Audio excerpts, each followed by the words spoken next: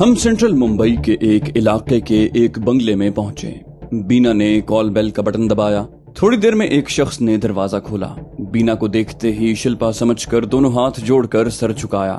वो अंदर आकर बोली, डॉक्टर रघुनाथ, ये मेरा नया मातहत है। इसके चेहरे पर उन लोगों का सा मेकअप करो जो मर चुके हैं, लेकिन जिनकी तस्वीरें और पासपोर्ट वगैरह तुम्हारे पास हैं। उसने एक एल्बम मुझे दी। मैंने एक जवान की तस्वीर पसंद की। वो बोली, हाँ ये ठीक है। डॉक्टर अपनी महारत दिखाओ, बिल्कुल ऐसा जवान इसे बना दो। मैं इसके कागजात चेक कर रही हूँ। डॉक्टर रघुनाथ का ताल्लुक अंडरग्राउंड माफिया के गॉडफादर कालिया से था। ये जानता था कि बाप की जगह बेटी गॉड मदर की हैसियत से अंडरवर्ल्ड में कामयाबी से तमाम मामलात निपटा रही है। वो डॉक्टर 3 जावियों से देखते हुए आईने के सामने मुझे बिठाकर अपना काम करने लगा। ऐसे वक्त बीना के सामने एक फाइल, एक वीडियो और एक ऑडियो कैसेट रखे हुए थे। वो फाइल खोलकर पढ़ती हुई मुझसे कह रही थी, जिस जवान का मास्क तुम्हारे चेहरे पर लगाया जा रहा है उसका नाम रंजन वर्मा था। वो भी तुम्हारी तरह कद आवर और सेहतमंद था, लेकिन किसी हद तक ताकतवर होने के बावजूद कभी किसी से लड़ता झगड़ता नहीं था। सुलह सफाई से रहता। कोई दुश्मन हो तो उसे भी दोस्त बनाने के लिए झुक जाता। लोग उसकी अमन परस्ती और शराफत को बुज़दिली समझते थे। वो एक दौलतमंद बाप का बेटा था और एक दौलतमंद की बेटी निर्मला बजाज से मोहब्बत करता था। दोनों की सगाई हो चुकी थी। निर्मला के बाप का नाम पीताम्बर बजाज था। सगाई के एक हफ्ते के बाद रंजन वर्मा को ये भी मालूम हुआ कि उसके होने वाले ससुर पीताम्बर बजाज का ताल्लुक अंडरवर्ल्ड माफिया के गॉडफादर शमशीर सिंह कालिया से है। वो कालिया का दस्ते रास्त है और आइंदा इलेक्शन में जीतने के इंतजामात करके मुख्यमंत्री बनने वाला है। रंजन ने निर्मला से मुलाकात करके उसे कहा, तुम जानती हो कि तुम्हारे पिताजी दरपर्दा क्या करते हैं? निर्मला ने कहा, मैं जानती हूँ। जब तक काला धंधा न हो कोई हमारी तरह दौलतमंद नहीं बन सकता है और ना ही मिनिस्टर बन सकता है। रंजन ने कहा, मेरे डैडी एक साफ सुथरा कारोबार करके दौलतमंद बन चुके हैं। ये गलत है कि दौलत हासिल करने के लिए काला धंधा किया जाए, मुख्यमंत्री बनकर जनता को धोखा दिया जाए और अपने देश को अंदर से खोखला किया जाए। निर्मला बोली, ऐसी बातें किताबें पढ़ने वालों के लिए छोड़ो। तुम मुझे दिलो जान से चाहते हो। पिताजी कहते हैं कि तुम ज़हीन हो, दुश्मनों को भी दोस्त बना लेते हो। वो मिनिस्टर बनने के बाद तुम्हें रॉ का एक आला अफसर बना देंगे। तुम पाकिस्तान जाकर वहाँ के सिविल और फौजी अफसरों को बड़ी जहानत से दोस्त बनाकर उनके अहम राज और उनकी ढकी छुपी कमजोरियों को मालूम कर सकोगे। रंजन ने कहा, मैंने सिर्फ तुमसे मोहब्बत की है। तुम्हें अपनी धर्मपत्नी बनाना चाहता हूँ। ये सब कुछ मोहब्बत से होना चाहिए, साजिशों से नहीं। तुम अच्छी तरह सोच लो। अगर मेरा रास्ता छोड़कर अपने बाप के रास्तों पर चलोगी तो मैं मजबूर होकर सगाई तोड़ दूंगा। दौलतमंद बनने का ख्वाब देखने वाले तुम्हें बहुत जल्द मिल जाएंगे, लेकिन मोहब्बत करने वाला नहीं मिलेगा। कल तक फैसला कर लो और शाम को जूहू के किनारे मिलो। मैं वहाँ इंतजार करूंगा।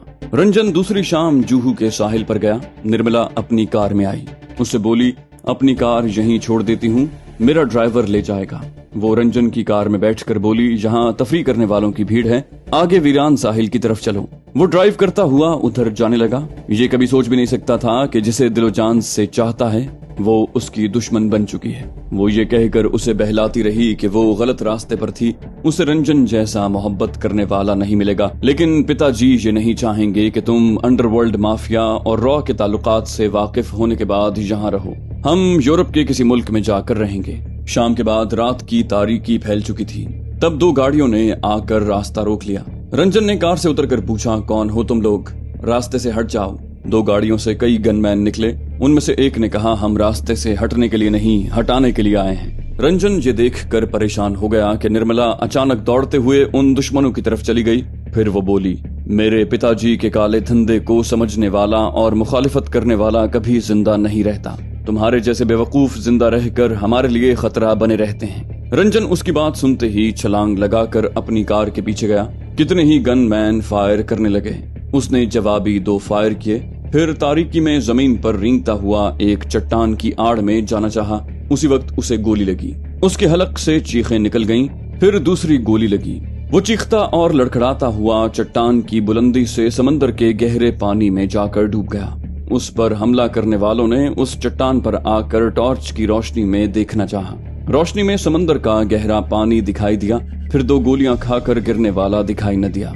रॉ वालों ने बड़ी राजदारी से माहीगीरों को हजारों रुपए देकर समंदर के उस हिस्से से दूर दूर तक जाल फेंकवा दिया। तमाम जालों में मछलियां आईं मगर उसकी लाश न मिली।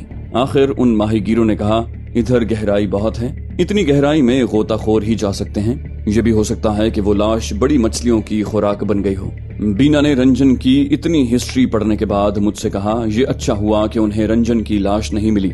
आदमी जीदार हो तो 2 गोलियां खाकर और समंदर में गिरकर भी बचाव का कोई रास्ता निकाल लेता है। मैं शिल्पा की हैसियत से पीताम्बर बजाज और उसकी बेटी निर्मला को जानती हूँ। मैंने पूछा, फिर तो वो मुझे यानी रंजन को देखकर हमारे पीछे पड़ जाएंगे। वो बोली, मैं चाहती हूँ कल सुबह तक हम मुंबई छोड़ दें, दिल्ली चले जाएं, या तुम बताओ क्या चाहते हो।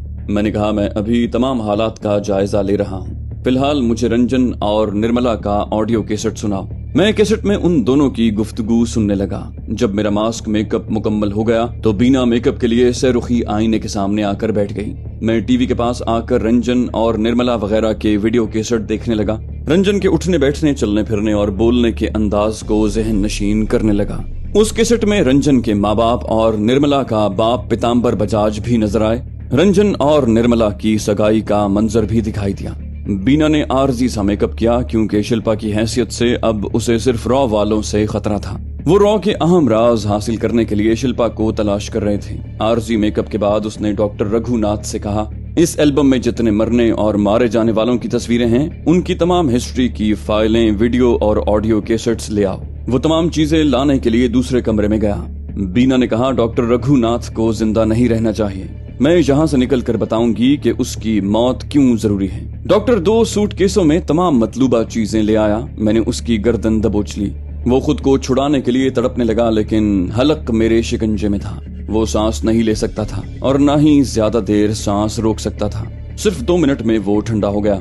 फिर भी मैंने 5 मिनट के बाद उसे छोड़ा तो उसकी लाश फर्श पर गिर पड़ी।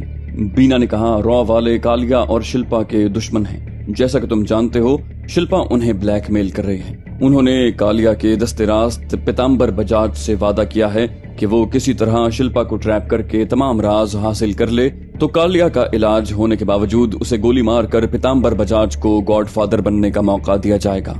मैंने इसीलिए आरजी मेकअप किया है कि पीताम्बर बजाज मुझे शिल्पा समझकर हमला न करे, और ये डॉक्टर किसी वक्त भी ये भेद खोल सकता था कि तुम्हें एक मकतूल रंजन का मास्क पहनाया गया है। मैंने कहा, जहां पीताम्बर बजाज से सामना होगा तो उससे निमट लिया जाएगा।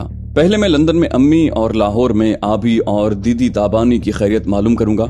मैंने उनसे राब्ता करने के लिए डॉक्टर रघुनाथ का फोन इस्तेमाल किया। पहले अम्मी से बातें की। उन्होंने अपने मुख्तसर हालात बताए, अपनी खैरियत का यकीन दिलाया। ये बताया कि पाकिस्तान में दुर्दाना बेगम ने हुकूमत बना ली है। मैं अंकल हाशिम से राब्ता करूं तो और बहुत कुछ मालूम हो सकेगा। ताबानी और आबी एक कोठी में महफूज हैं। मैंने अम्मी के बताए हुए नंबर पर अंकल हाशिम से राब्ता किया। उन्होंने कहा, वैसे तो सब खैरियत है, लेकिन हमजा और राजा नवाज के लापता हो जाने का सदमा है। उन दोनों का कोई सुराग नहीं मिल रहा है। ये खुफिया हाथ की ऐसी चाल है जो हमारी समझ में नहीं आ रही है। उन दोनों की अदम मौजूदगी के बायस खुफिया हाथ ने फिर एक बार पाकिस्तान में अपनी कठपुतली हुकूमत बना ली है। मैंने कहा, हमें उन दोनों की कमी पूरी करनी चाहिए। मैं पाकिस्तान आने वाला हूँ। अंकल हाशिम बोले, नहीं बेटे, अभी ना आओ। हमजा और राजा के गुम होने के बाद एक नई चाल चली जा रही है। मुराद को मौजूदा हुकूमत कल सुबह रिहाई दिलाने वाली है। ताबानी उससे मुलाकात करेगी। मेरे जांबाज हर मुमकिन तरीके से ताबानी की हिफाजत करेंगे। मैंने पूछा, क्या दीदी को मौजूदा हुकूमत से खतरा है? वो बोले, हाँ। ताबानी ने चैलेंज किया था कि पहले मुराद को रिहा न किया गया तो वो हुकूमत बनाने वाली दुर्दाना बेगम और दूसरे MNA वगैरह को असेंबली तक पहुंचने नहीं देगी। खुफिया हाथ को मालूम है कि मैंने दोबारा गॉडफादर की हैसियत से ताकत, वसी ज़राए और इख्तियारात हासिल कर लिए हैं। मेरी पुष्टपनाही के बायस ताबानी मौजूदा हुक्मरानों को असेंबली तक पहुंचने नहीं देगी। लिहाजा फिलहाल ताबानी का मुतालिबा मान लिया गया है। मैंने कहा, इस मुतालबे को तस्लीम करने के पीछे कोई जबरदस्त सियासत होगी। वो बोले, हमें यही देखना है कि वो ताबानी के खिलाफ कैसी चालें चलेंगे। इसीलिए तुमसे कह रहा हूँ, अभी यहाँ का रुख न करो। कल शाम तक किसी वक्त मुझसे राब्ता करो। मैं तुम्हें यहाँ के बदलते हुए हालात बताऊंगा। मैंने रिसीवर रख दिया। बीना ने कहा, फरमान, देर न करो, यहाँ का फोन टैप किया जा रहा है और दुश्मन यहाँ आ सकते हैं। मैं बीना के साथ तमाम सामान उठाकर उस बंगले से निकल आया। रात के 10 बजे थे। दुर्दाना बेगम अपने मुशीरों और अपनी पार्टी के अहम काबिल एतमाद सियासतदानों के सामने बैठी हुई थी। उसे गुस्सा आ रहा था कि हुक्मरान बनने के बाद भी असेंबली तक नहीं जा सकती थी। उसे ताबानी के बारे में बताया गया था कि वो बहुत ही खतरनाक औरत है, उसे किसी तरह काबू में कर लिया जाए तो जिंदा रहने की जमानत मिलेगी, वरना मौत मुकद्दर बन जाएगी। एक दिन के बाद असेंबली में जाकर उसे हलफ उठाना था। खुफिया हाथ ने उसे समझाया था कि असेंबली का रुख करने से पहले ताबानी का मुतालिबा मान लिया जाए, फिर मुराद की रिहाई के बाद उस औरत को ट्रैप किया जाएगा। वो औरत है मगर बड़ी मक्कार और नाकाबिले शिकस्त है। हमजा और राजा की तरह उसके खिलाफ भी सियासी चालें चली जाएंगी। एक मुशीर ने कहा, खुफिया हाथ ने बेहतरीन मशवरा दिया है, अगर हम पहले ही दिन असेंबली में न जा सके तो हमारी बड़ी बदनामी होगी। यही तासुर पैदा होगा कि हम आइंदा अपनी हुकूमत कायम नहीं रख सकेंगे। अपनी हुकूमत के 5 बरस पूरे करने के लिए एक जिद्दी बच्ची की बात मान लेने से हमारी तौहीन नहीं होगी, क्योंकि अभी जो कुछ हो रहा है उसका इल्म अवाम को नहीं है। ताबानी की बात मान लेने का एक फायदा यह है कि वो प्राइवेट सुराख रसानों की नजरों में रहेगी और मुराद के जरिए मालूम होता रहेगा कि वो गॉड फादर हाशिम से किस तरह राब्ता रखती है। ऐसी खुफिया मीटिंग अक्सर बंद कमरों में हुआ करती है। वो भी एक बहुत बड़े हॉल नुमा कमरे में बैठे हुए थे। दरवाजे पर दस्तक सुनाई दी। पर्सनल सेक्रेटरी ने एक टीवी स्क्रीन को ऑन किया। बंद दरवाजे के बाहर असिस्टेंट जेलर और सिक्योरिटी अफसर नजर आ रहे थे। पर्सनल सेक्रेटरी ने पूछा, क्या बात है? सिक्योरिटी अफसर ने कहा, सर ये सेंट्रल जेल से एक ऑडियो कैसेट लेकर आए हैं। हमने कैसेट को अच्छी तरह से चेक कर लिया है। सेक्रेटरी बोला, वो कैसेट लेकर यहाँ खड़े रहो, इसे जाने दो। आने वाला सैल्यूट करके चला गया। उसके जाने के बाद पर्सनल सेक्रेटरी ने आकर दरवाजा खोला। उस कैसेट को सिक्योरिटी अफसर से लिया, फिर उसे भी जाने का हुक्म देकर दरवाजे को बंद किया। हॉल में सब लोग खामोश थे। सेक्रेटरी ने दुर्दाना बेगम से पूछा, मैडम आप ये कैसेट सुनना पसंद करेंगी? उसने दुर्दाना की इजाजत से कैसेट को रिकॉर्डर में लगाया, फिर उसे ऑन कर दिया। थोड़ी देर के बाद फोन की घंटी सुनाई दी, फिर जेलर की आवाज आई, हेलो ये सेंट्रल जेल है। दूसरी आवाज आई, मैं ताबानी बोल रही हूँ, जेलर से कहो मैं 10 मिनट के बाद मुराद से बात करूंगी। फोन बंद हो गया। कैसेट रिकॉर्डर खामोश रहा। दूसरी बार फिर फोन की घंटी सुनाई दी। इस बार मर्दाना आवाज उभरी, हेलो मैं मुराद बोल रहा हूँ। ताबानी ने कहा, आज शाम को फोन पर मुझसे कहा गया था कि कल सुबह 10 बजे तुम्हें रिहा कर दिया जाएगा। मैं रात 8 बजे तक तुमसे फोन पर तस्दीक कर सकती हूँ। मुराद की आवाज आई, ये दुरुस्त है ताबानी, कल सुबह 10 बजे मैं खुली फजाओं में आ जाऊंगा, क्या तुम आओगी? ताबानी बोली, क्या मैं नादान बच्ची हूँ कि रिहाई की खुशी में तुम्हारा इस्तकबाल करने दौड़ी चली आऊंगी? मुराद की आवाज आई, मोहतात रहना अच्छी बात है, लेकिन हमारी मुलाकात कहाँ होगी? ताबानी बोली, सेंट्रल जेल के सामने। मुराद बोला, क्या अभी तुम न आने की बात कह रही थी और अब मेरे इस्तकबाल के लिए आने को कह रही हो? ताबानी बोली, जानम समझा करो, मैं चेहरा बदल कर दोबारा पाकिस्तान आई हूँ, यहाँ कोई मुझे पहचान नहीं सकेगा। तुम भी मुझे अजनबी औरत समझोगे।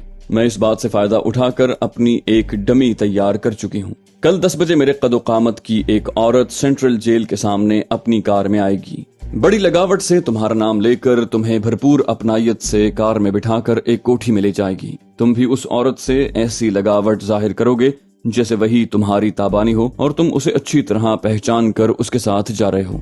मुराद की आवाज आई, तुम जो कहोगी वही करूंगा, लेकिन आखिरी बार समझाता हूँ, हम दोनों अंकल इकराम शाह MNA के साए में महफूज रहेंगे। वो बोली, तुम एक अरसे तक अस्पताल और फिर जेल में रहकर हालात के हर पहलू पर तवज्जो देना भूल गए हो। तुम्हारे अंकल इकराम शाह का रॉ वालों के साथ गहरा राब्ता है और रॉ का एक एक जासूस मुझे गोली मारने के लिए ढूंढ रहा है। मैं इसीलिए खुद जेल के सामने आकर तुमसे नहीं मिलूंगी। तुम इकराम शाह के जरिए रिहाई पा रहे हो और इकराम शाह के पीछे रॉ के जासूस जरूर मेरी ताक में रहेंगे। मुराद बोला, अच्छी बात है, तुम्हारे इत्मीनान के लिए मैं वही करूंगा जो तुम कह रही हो। वो बोली, तुम्हारे इत्मीनान के लिए कह देती हूँ कि जब मैं मुतमईन हो जाऊंगी, ये यकीन हो जाएगा कि तुम्हारा और डमी ताबानी का ताकुब नहीं किया जा रहा है, तो मैं अचानक किसी जगह तुम्हारे सामने आ जाऊंगी। अच्छा अब बंद कर रही हूँ, शुभ रात्रि। फोन पर होने वाली गुफ्तगू खत्म हो गई। कैसेट रिकॉर्डर खामोश हो गया। पर्सनल सेक्रेटरी ने रिकॉर्डर को ऑफ करके उसमें से कैसेट निकाल कर दुर्दाना के सामने रख दी। दुर्दाना उस कैसेट को सोची हुई नजरों से देखने लगी। एक सियासतदान ने कहा, मैंने पहले ही कहा था, वो औरत बहुत चालाक और नाकाबिले शिकस्त है। सिर्फ खुफिया हाथ ही अपने तौर पर चालें चलकर उसे काबू में करेगा। दुर्दाना ने नागवारी से कहा, क्या हम हर मामले में खुफिया हाथ पर तकिया करते रहें? इस मुल्क की इंटेलिजेंस में कोई ऐसा शातिर नहीं है जो इस औरत का और उसकी खुफिया रिहाइशगाह का सुराग न लगा सके। वो पर्सनल सेक्रेटरी से बोली, इंटेलिजेंस के डायरेक्टर जनरल से बात करवाओ। सेक्रेटरी ने मोबाइल फोन पर राब्ता किया, फिर फोन दुर्दाना को दिया। वो उसे कान से लगा कर बोली, हेलो मिस्टर डीजी, एक बहुत ही सीक्रेट मामला है। इस सिलसिले में मुझे एक निहायत ही ज़हीन बल्कि मक्कार जासूस की जरूरत है। वो इतना चालाक हो आंख से सुरमा चुरा कर हमारे पास ला सके। डीजी ने कहा, मैडम, जहानत और चालाकी की कोई हद नहीं होती। वैसे जिस हद तक मेरे मातहतों में जो ज़हीन और चालाक है उसका नाम जमशेद है। अगर कोई ऐसा मामला हो जिसे जमशेद लाहौर में रहकर हैंडल कर सके और आपके पास इस्लामाबाद न आना पड़े तो वक्त भी बचेगा और काम भी हो जाएगा। दुर्दाना बोली, मेरा काम सुबह से पहले होना चाहिए, उससे बात करवाओ। डीजी बोला, आप अपना नंबर दे दें, 10-15 मिनट के बाद आपसे राब्ता हो जाएगा। दुर्दाना ने नंबर देकर फोन ऑफ कर दिया। दूसरे फोन की घंटी बजने लगी। सेक्रेटरी ने रिसीवर उठाकर सुना, फिर कहा, आप होल्ड करें। उसने रिसीवर के माउथ पीस पर हाथ रख कर कहा, मैडम, एक बहुत बड़ी अशात वाले अखबार का मालिक आपसे बहुत ही अहम बात करना चाहता है। दुर्दाना ने रिसीवर लेकर कहा, हेलो, मैं बोल रही हूँ, बहुत मसरूफ हूँ, फौरन बोलो क्या बात है। अखबार का मालिक बोला, मैडम, आपके खिलाफ कॉलम शाया करने का हुक्म दिया गया है। मेरी फैमिली को गन पॉइंट पर रखा गया है। मैं कॉलम और एक खबर शाया नहीं करूंगा तो मेरी पूरी फैमिली को मौत के घाट उतार दिया जाएगा। दुर्दाना ने पूछा, वो खबर और कॉलम क्या है? अखबार का मालिक बोला, खबर यह है कि असेंबली में अपनी अक्सरियत साबित करते ही दुर्दाना बेगम ने रॉ के एक खतरनाक दहशतगर्द मुराद को रिहा करवा दिया है। दुर्दाना ने पूछा, ओ गॉड, किसने तुम्हारी फैमिली को यरगमाल बनाया है? अखबार का मालिक बोला, हम किसी यरगमाल बनाने वाले को नहीं जानते, शुबा कर सकते हैं कि गॉड फादर हाशिम ऐसा कर रहा है। मोबाइल फोन की घंटी बजने लगी। वो बोली, मेरे खिलाफ जो कॉलम लिखा गया है उसे अभी फैक्स करो, फिर मैं बात करूंगी। उसने रिसीवर रख कर सेक्रेटरी से मोबाइल फोन लिया, फिर कान से लगाकर कहा, हेलो, दुर्दाना स्पीकिंग। आवाज आई, मैडम, मैं इंटेलिजेंस का एक अफसर जमशेद बोल रहा हूँ। आप सीक्रेट मामले की तकमील के लिए कितना वक्त दे सकती हैं? वो बोली, सिर्फ 6 घंटे। जमशेद ने कहा, मामला क्या है? वो बोली, कल सुबह एक कैदी को रिहा किया जाएगा। मैं उसके जरिए अपने दुश्मनों का सुराग लगाना चाहती हूँ। मुझे हर लम्हा मालूम होना चाहिए कि वो कैदी कहाँ जा रहा है, किन अफराद से मिल रहा है और क्या बातें कर रहा है। जमशेद ने कहा, क्या कैदी को अचानक रिहा किया जा रहा है और क्या कैदी पर आपको एतमाद है? दुर्दाना बोली, उस कैदी पर एतमाद है, उसे जो कहा जाएगा वो वही करेगा।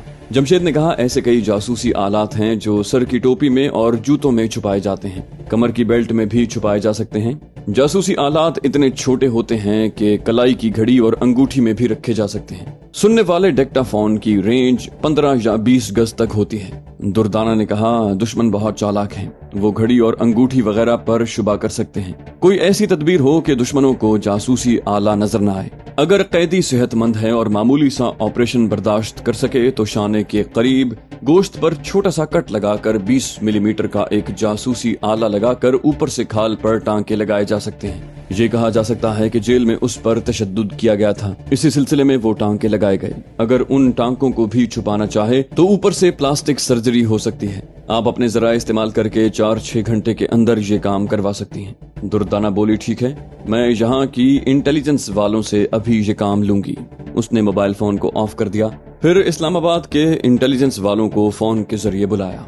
फोन पर भी ये बताया कि उन्हें क्या करना है, उनके यहाँ आने जाने से वक्त जाया होगा, लिहाजा MNA इकराम शाह अभी उनके पास आ रहे हैं। दुर्दाना के हुक्म पर इकराम शाह वहां से चला गया।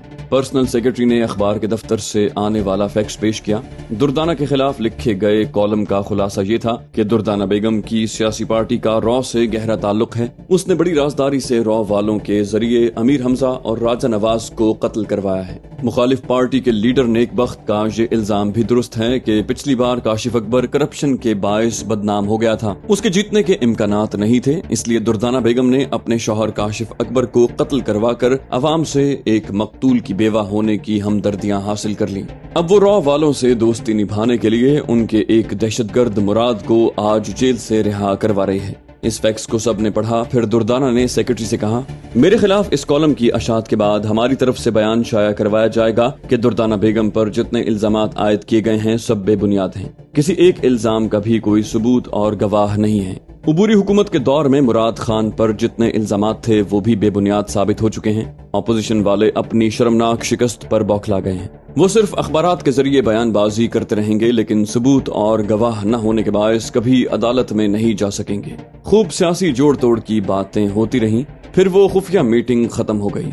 सब अपने घरों और बिस्तरों पर चले गए। दूसरी सुबह जमशेद ने अखबारात का पहला सफा पढ़ा तो चौंक गया। खबर थी असेंबली में अपनी अक्सरियत साबित करते ही दुर्दाना बेगम ने रॉ के एक खतरनाक दहशतगर्द मुराद को रिहा कर दिया है। जिस मुराद और ताबानी को गिरफ्तार करने के लिए जमशेद ने दिन रात एक कर दिए थे, उसे किसी अदालती फैसले के बगैर रिहा किया जा रहा था। उसने फोन पर अपने डायरेक्टर जनरल से कहा, सर आपने अखबार पढ़ा है, हमने जिस मुराद को सख्त निगरानी में जेल के अंदर रखा था उसे आज रिहा किया जा रहा है। डीजी ने कहा, दुर्दाना बेगम ने हमसे फोन पर किसी कैदी को रिहा करने की बात की थी। मैं उससे कैदी का नाम न पूछ सका। वो इख्तिदार में आने वाली पार्टी की लीडर है, उससे कोई सवाल नहीं किया जा सकता। हम सरकारी अफसर सिर्फ यस मैडम और यस सर कहने के लिए रह गए हैं। जमशेद ने कहा, सर मैंने नादानिस्तगी में ये मशवरा दिया है कि मुराद जासूसी का आला कहाँ छुपा कर रखेगा। अब जाहिर हो गया है कि वो हमारे मुल्क की अहम हस्तियों से मिलता रहेगा और रॉ के दूसरे लोग उनकी बातें और अहम राज सुनते रहेंगे। प्लीज आप अभी जेलर से मालूम करें कि मुराद को किस वक्त रिहा किया जाएगा। डीजी ने फोन के जरिए जेलर से पूछा, मुराद नामी कैदी को किस वक्त रिहा किया जा रहा है। जेलर ने कहा, ठीक 10 बजे, यानी 1 घंटे के बाद। ये मैडम दुर्दाना का हुक्म है। डीजी बोला, जब बेगम साहिबा का हुक्म है तो उसकी तामील जरूर की जाएगी। डीजी ने उससे राब्ता खत्म किया, फिर जमशेद से फोन पर कहा, उसे 1 घंटे के बाद रिहा किया जाएगा। तुम 1 घंटे में पिंडी नहीं पहुंच सकोगे। वहाँ के इंटेलिजेंस वाले दुर्दाना के कहने पर उनके हुक्म के खिलाफ कुछ नहीं करेंगे। जमशेद बोला, सर उसकी रिहाई के वक्त ताबानी भी वहाँ मौजूद होगी, दोनों को बैक वक्त गिरफ्तार किया जा सकता है। सर हम क्या हैं, हमारी दयानतदारी, हमारी हुब्बुल वतनी किस काम आ रही है। डीजी ने कहा, सच्चाई और दयानतदारी रायगा नहीं जाती। इस सिलसिले में कुछ सोचो। मैं भी गौर करता हूँ कि मुल्क दुश्मन अनासिर की चालों को किस तरह नाकाम बनाया जा सकता है। जमशेद रिसीवर रख कर उठ गया, बेचैनी से उठकर टहलने लगा। उसे अपने आप पर भी गुस्सा आ रहा था कि उसने जासूसी आले को छुपाने की तदबीर क्यों बताई। उसकी बताई हुई तदबीर पर उसी के मुल्क के खिलाफ अमल किया जाने वाला था। वो बड़ी देर तक टहलता रहा, झुंझला कर दीवार पर घूंसे मारता रहा, फिर तेजी से आकर बैठ गया।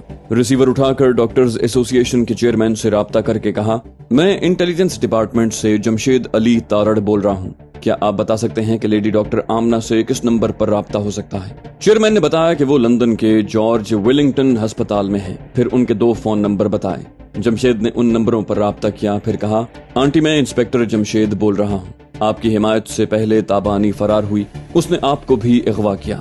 अभी दुर्दाना बेगम अपने इख्तियारात इस्तेमाल करके मुराद को भी रिहा कर रही है। आप सच्ची हैं, ईमान वाली हैं, फिर आपके अमल से इस मुल्क को नुकसान पहुंचाने वाले क्यों आजाद हो रहे हैं, क्यों मुअज़्ज़िज़ शहरी कहलाने वाले हैं। मेरी अम्मी ने कहा, मुझे सच्ची कह रहे हो तो यकीन करो ताबानी राह रास्त पर आ गई है, मेरी बेटी बन गई है। मुझे जेल में मुराद से मिलने की इजाजत नहीं दी गई, इसलिए MNA इकराम शाह उसे गुमराह कर रहा है। वो मुल्क दुश्मन अनासिर के जेरे असर आकर ताबानी को गुमराह समझ रहा है। ताबानी उससे मिलकर उसे राह रास्त पर लाने की कोशिश करेगी और जब तक वो राह रास्त पर नहीं आएगा तब तक उस पर भरोसा नहीं करेगी और न ही उसे अपना खुफिया अड्डा बताएगी। जमशेद ने कहा, उसके न बताने के बावजूद मुराद को और दुश्मनों को मालूम होता रहेगा कि वो मुराद को कहाँ ले जा रही है और उससे क्या बातें कर रही है। अम्मी ने कहा, क्या जासूसी आलात इस्तेमाल किए जा रहे हैं। जमशेद बोला, जी हाँ, मुराद के किसी एक बाजू पर ऑपरेशन करके एक नन्ना सा जासूसी आला रखा गया है। उस जख्म पर टांके लगे हैं और टांकों को छुपाने के लिए प्लास्टिक सर्जरी की गई है। अम्मी बोली, या अल्लाह, इस तरह ताबानी और हाशिम पर मुसीबतें आएंगी। देखो जमशेद, मुझ पर एतमाद कर सकते हो तो करो।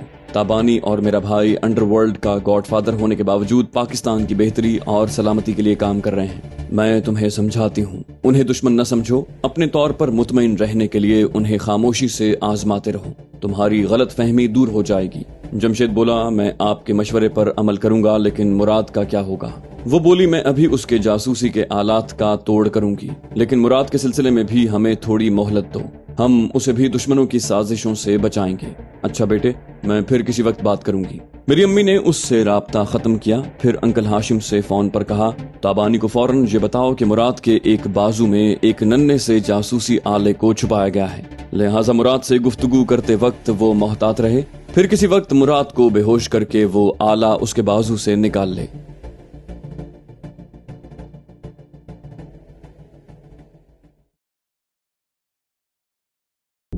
दोस्तों, ये थी हमारी आज की एपिसोड। उम्मीद करते हैं आपको हमारी कहानी पसंद आई होगी। जाने से पहले इस वीडियो को लाइक कीजिए और शेयर करना मत भूलिए।